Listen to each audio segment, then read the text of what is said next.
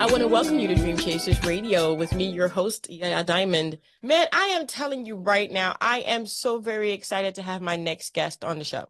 I reached out to him because he's all over my Instagram, him and his girlfriend with this book thing, and they're doing this book thing, and they got the whole skit going, and they back to back, and they doing all kinds of stuff. And I just like, okay, oh, I got it. I get the hint. So we're going to just have Mr. Ty Allan Jackson on the show today. We're going to be talking about his books, but they're special books, and I really, really love them. So welcome to the show today. Thank you so much for joining me. Thank you for inviting me. I really appreciate it. Oh, and anytime. So, okay, Mr. Jackson, you have got to tell me what the whole thing is behind this whole marketing scheme that you guys have got going, because this is just, it's working. Well, first of all, call me Ty. I don't know where this Mr. Jackson is coming from, so let's just stop that right there. My social media, specifically my Instagram page, is the byproduct of a lot of different things. But I should probably preface it by saying I'm a children's book author, and I'm an indie children's book author. And what matters to me is obviously reaching, as large a crowd and an audience as possible. And for me, the best way to do that is to showcase as much of myself as possible. So you'll see my fatherly side, you'll see my authorly side, you'll see my significant other side. And I think that that's the secret sauce to the success I've had on social media as well as in my business, is because people see me for who I am.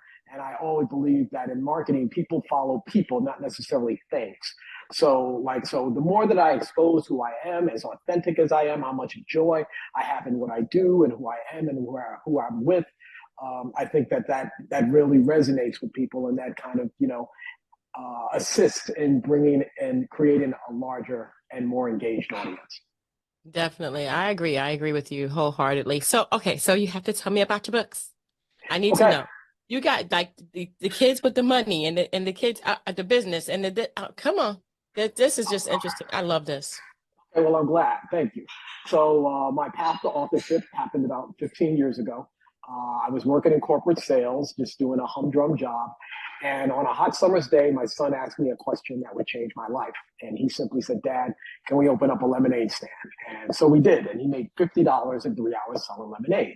And he said, "Dad, what am I going to do with this $50? And I said, "I don't know." So I went to my local bookstore to try to find a book to teach my son about what to do with his $50. And not only could I not find a book that teaches kids about money, I also realized the lack of diversity. Let me rephrase, the lack of contemporary diversity within children's books. Like, there were plenty of books about Underground Railroads and me and Martin Luther King and Muhammad Ali and Jackie Robinson, but there weren't really cool, fun, contemporary books featuring children of color. And that's where the idea for my main character, Danny Dollar, popped into my head. I went home, started writing a story, learning how to write. And after my manuscript was done, I submitted it to 147 agents. I was rejected 147 times. So I started my own publishing company. I named my company Big Head Books. You could see why.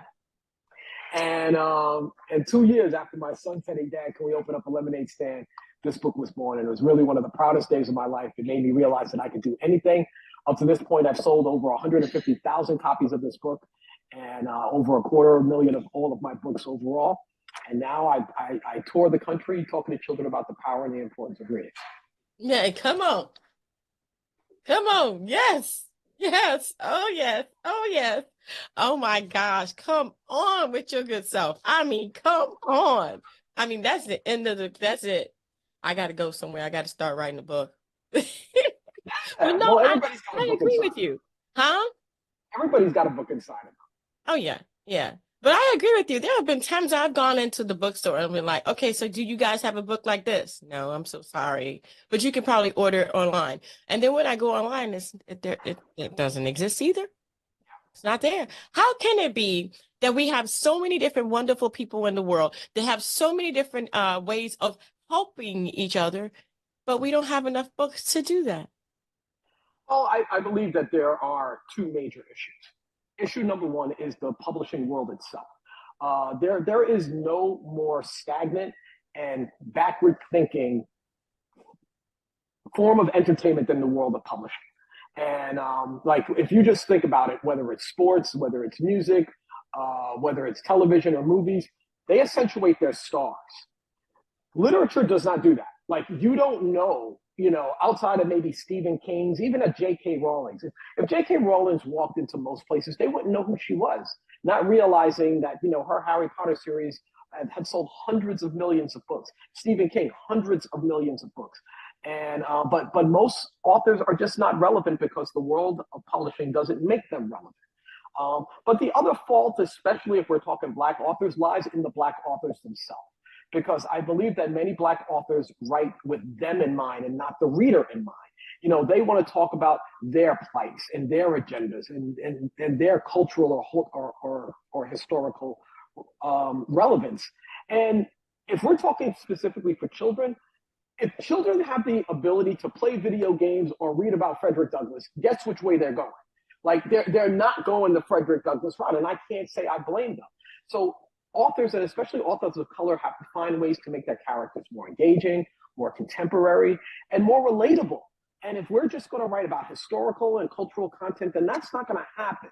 So we have to find new creative ways to be engaging, to create fun and engaging books, as well as being fun and engaging ourselves, which is one of the reasons why you follow me on social media, because you see my engagement. You see that I'm full of life and joy and I'm having a good time.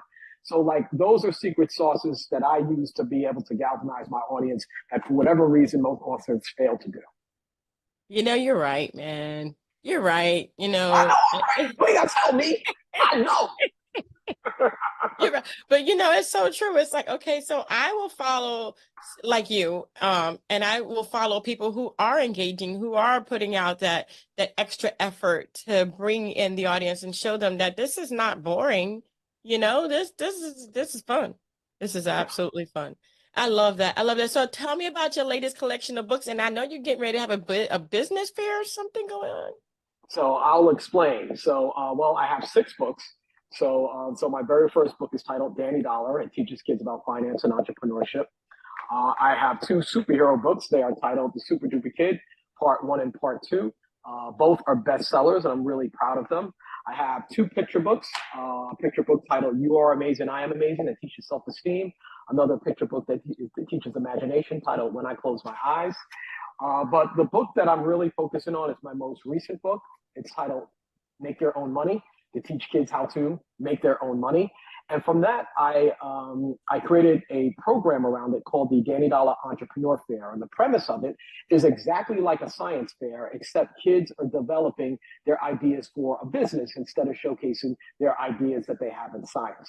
And so think of a trifold that you would see at a science fair. Kids are demonstrating their ideas for a business. And what I think is great about it is that we're giving kids permission to be creative. We're giving them permission to showcase their skills and their strengths and develop those things into a business. So if a kid loves playing basketball, they can create a business showing people how to dribble a basketball. If they love making bracelets like the one I'm wearing right now, they can create a business showing how they can make bracelets, or selling lemonade, or tutoring math, or whatever it is that their strengths.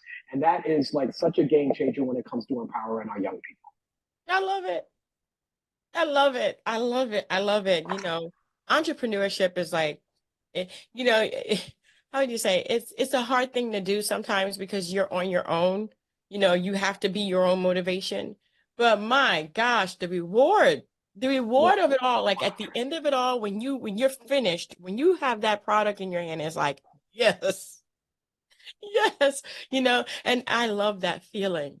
I love that feeling. And I love this feeling. I love this feeling of showcasing people like you who otherwise, got rejected over 140 times? 147 times. I submitted my manuscript to a publisher or agent, and they was either no or didn't even return my calls. And it was at that 147th moment I realized that if I want this product to come to life, I have to do it myself. So I did.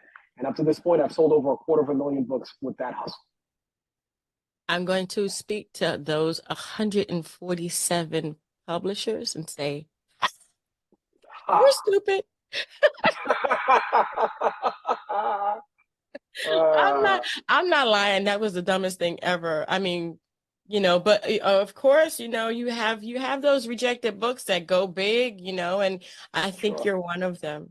I think you're one of those authors that they overlook, that they're going to be really mad that they did and hit themselves in the head and put their foots in their mouth and kick themselves in the butt, because that's basically what they did when they rejected you. I'm petty. I know. Let's go. Like, I want them to open up the New York Times one day and see the Danny Dollar movie and go, wait a minute, is that the guy that we said no to? I'm like, yeah, punk. Yeah, I'm that That's dude. right. That's right. And that's why we're showcasing this interview on the DuPont Network, where we're reaching over 5 million homes in Atlanta, Georgia. And I am telling you right now that my people in Atlanta, gear up, you guys. This is the book that you need to go ahead and get for your children, your grandchildren, and all of those children in the neighborhood. If you want to donate something, if you want to get these children on the right track, these are the books you need to be purchasing to do this. All right. I want to thank you so much, Ty, for being on the show. Do you have any advice for the young people that are watching you today on the TV? Oh my gosh. I have advice for the young people and the old people, if I may. Yay. For the young people, like, make sure that I know that, and for you to be young, you may not get this, but your future self will thank you for the investment you make in yourself. Like, like the more that you educate yourself and start saving and start reading and start investing on who you are, the more that your future you is going to thank you. So you're never too young to be the best versions of yourself. And the best way to do that is to eat well, sleep well, read well, play well, and just like enjoy life. Be respectful and honorable to one another, but especially to yourself. And for the adults in the room, I'm asking you that one thing that I've learned in my engaging with hundreds of thousands of children across the country is that we have to do a better job of speaking up to them. Usually when we speak to children, we talk to them on their level. That's not the right way that we need to empower our kids. We need to speak up to them when it comes to money, speak up to them when it comes to sex, speak up to them when it comes to religion, speak up to them when it comes to the things of society. It's a lot easier to teach a 5-year-old how to play piano than a 25-year-old how to play piano, because our children are open to learning and being instilled in whatever you as the primary educator are willing to instill in them. So speak up to your kids. There you go. That's it, man. Mr. Ty. I'm sorry. Nice job. Ty. Thank you so much for being on the show. Thank you so much for doing what you do. Continue to do it, and I will continue to watch you on my Instagram as well as on DuPont Network. I want to thank you again so much for being here. It has been a pleasure having you. Pleasure is mine. And thank you guys so much for tuning in. We're going to have all the information in the description box below. But if you don't know and you're watching on TV today, you can go to www.tyallanjackson, that's TYALLAN, and then Jackson. If you don't know how to spell it, that's JACKSON.com. Because some people spell it differently. So tyallanjackson.com for your latest money books for your children, man. I mean, come on, you got to teach these children how to be entrepreneurs and defend for themselves. And then when somebody says, well, we're not hiring right now. Oh, did I ask? No. All right. For employees. I'm not trying to be one. I'm trying to hire something. That's it. That's how it works. Thank you guys so much again for tuning in. Don't forget to dare to be different. And until next time, guys. Bye.